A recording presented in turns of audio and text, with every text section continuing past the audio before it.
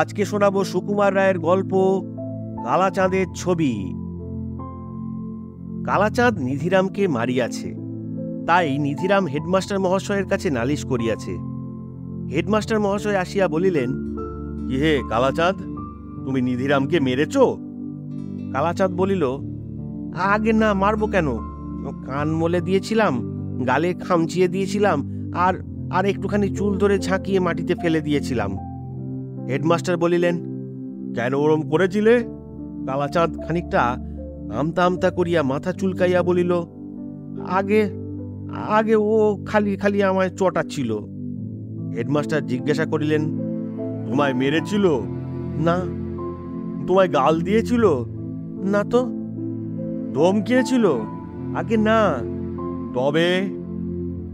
বারবার করে ঘ্যান ঘ্যান ঘ্যান ঘ্যান করে বোকার মতো কথা বলছিল, তাই আমার রাগ হয়ে গেল।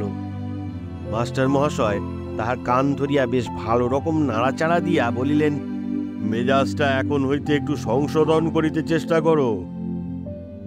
ছুটির পর আমরা জিজ্ঞাসা করিলাম, আরে কালাচাঁদ, তুই খামোখা ওই নিধেটাকে মারতে গেলি কেন? কালাচাঁদ বলিল, খামোখা মারবো কেন? কেন মেরেছিলাম ওকে জিজ্ঞাসা কর না। নিধেকে জিজ্ঞাসা করিতে সে বলিল, খামোখা নয় তো কি, তুই বাবু ছবি এঁকেছিস, তার কথা আমায় জিজ্ঞাসা করতে গেলি কেন? আর যদি জিজ্ঞাসা করলি, তাহলে তাই নিয়ে আবার মারামারি করতে এলি কেন? আমরা বলিলাম, আরে কি হয়েছে খুলেই বল না কেন? নিধিরাম বলিল, কালাচাঁদ একটা ছবি এঁকেছে, ছবির নাম খান্ডব দাহন। সেই ছবিটা আমায় দেখিয়ে সে জিজ্ঞেস করলো, কেমন হয়েছে? আমি বললাম, এটা কি এঁকেছ? মন্দিরের সামনে শেয়াল ছুটছে। কালাচাঁদ বলিল, না না, মন্দির কোথায়? ওটা হলো রথ, আর এগুলো তো শেয়াল নয়, রথের ঘোড়া। আমি বললাম, সূর্যটাকে কালো করে এঁকেছ কেন? আর তাল গাছের উপরে পদ্ম ফুল ফুটেছে কেন? আর ওই ওই চামচিকেটা লাঠি নিয়ে ডিগবাজি খাচ্ছে কেন? কালাচাঁদ বলল, আহা, তা কেন হবে? আরে ওটা তো সূর্য নয়, সুদর্শন চক্র। দেখছো না, কৃষ্ণের হাতে রয়েছে। আর আর তাল গাছ কোথায় দেখলে? ওটা তো অর্জুনের পতাকা। আর আর ওইগুলো বুঝি পদ্ম ফুল বলছো? আরে ওগুলো দেবতা, খুব দূরে আছেন কিনা, তাই ওরকম ছোট ছোট ছোট ছোট দেখাচ্ছে। আর এটা বুঝি চামচিকে হলো? আরে এটা তো গরুর পাখি। আচ্ছা, ওই কালো কাপড় পরা মেয়ে মানুষটি যে ওদের মারতে আসছে, ওটি কেন? কালাচাঁদ বলল, তুমি তো আচ্ছা মুখ্য হে, ওটা গাছে আগুন লেগে ধোঁয়া বেরুচ্ছে, বুঝতে পারছো না? অবাক করলে যে। তখন আমি বললাম, আচ্ছা এক কাজ করো না কেন ভাই, ওটাকে খান্ডব দাহন না করে এই সীতার অগ্নি পরীক্ষা করো না কেন? ওই গাছটাকে শাড়ি পরিয়ে সীতা করে দাও, আর আর আর ওই রথটার মাথায় এই জটা টটা দিয়ে ওকে অগ্নিদেব বানাও। আর কৃষ্ণ অর্জুন আছেন, তারা হবেন রাম লক্ষণ। আর ওই সুদর্শন চক্রে লম্বা একটা লেজ দিয়ে তার ডানা দুটো মুছে দাও, ওটা হবে হনুমান। কালাচাঁদ বলল, হনুমানও হতে পারে, নিধিরামও হতে পারে। আমি বললাম, তাহলে ভাই আর এক কাজ করো, ওটাকে শিশুপাল বধ করে দাও, তাহলে কৃষ্ণকে বদলাতে হবে না। চক্র তুলে শিশুপালকে মারতে যাচ্ছে, আর ওই অর্জুনের মুখে পাকা গোঁপদাড়ি দিয়ে খুব সহজেই তুমি ভীষ্ম করে দিতে পারবে। আর রথটা হবে সিংহাসন, তার উপর যুধিষ্ঠিরকে বসিয়ে দিও। আর ওই যে গরুর আর সাপ, ওইটি একটু বদলিয়ে দিলেই গদা হাতে ভীম হয়ে যাবে।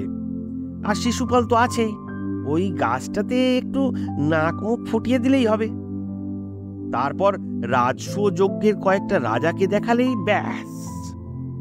কথাটা কালাচাঁদের পছন্দ হলো না, তাই আমি অনেক ভেবেচিন্তে আবার বললাম, তাহলে জন্মেজয়ের সর্পযজ্ঞ করো না কেন?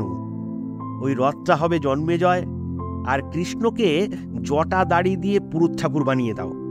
সুদর্শন চক্রটা হবে ঘিয়ের ভাঁড়, যজ্ঞের আগুনের মধ্যে তিনি ঘি ঢালছেন। আর ওই ধোঁয়াগুলো মনে করো যজ্ঞেরই ধোঁয়া। একটা সাপ আছে, আর কয়েকটা এঁকে দিও, আর অর্জুনকে করো আস্তিক। সে হাত তুলে তক্ষককে বলছে, তিষ্ঠ তিষ্ঠ। আর ওই চামচিকেটা, মানে না না, মানে ওই গরুরটা, ওটাকে একটা কি একটা মুনি টুনি কিছু বানিয়ে দিও। আর পতাকাটাকে কিরম করতে হবে সেইটা বলতে যাচ্ছি, এমন সময় কালাচাঁদ আমায় এক ধাক্কা দিয়ে বলল, থাক থাক থাক, আর তোমায় বিদ্যে জাহির করে কাজ নেই, সরো দেখি। আমি বললাম, তা অত রাগ করো কেন ভাই? আমি তো আর বলছি না যে আমার পরামর্শ মতো তোমাকে চলতেই হবে। পছন্দ হয় করো, না হয় করো না, ব্যাস। এর মধ্যে আবার রাগারাগি করো কেন? আমার কথা মতো না করে অন্য কিছু একটা করো না কেন?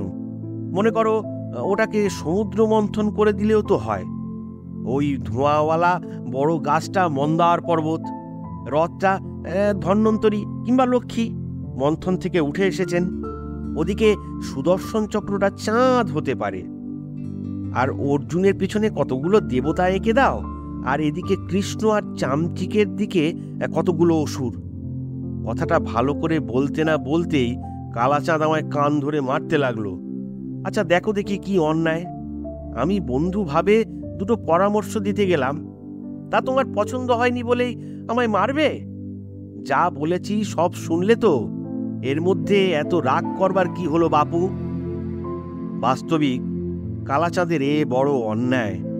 সে রাগ করিল কিসের জন্য?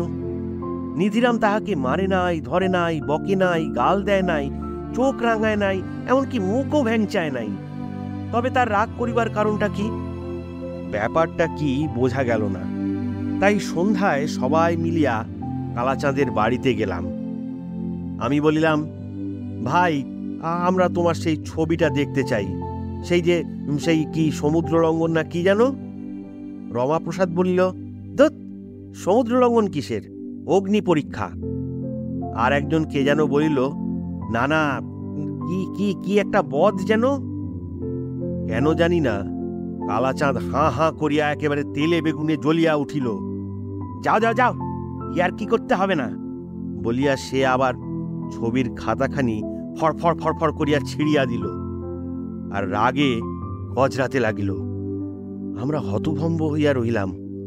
সকলেই বলিলাম, কালাচাঁদের মাথায় বোধহয় একটু পাগলামি ছিট আছে, নইলে সে খামোকা এত রাগ করে কেন?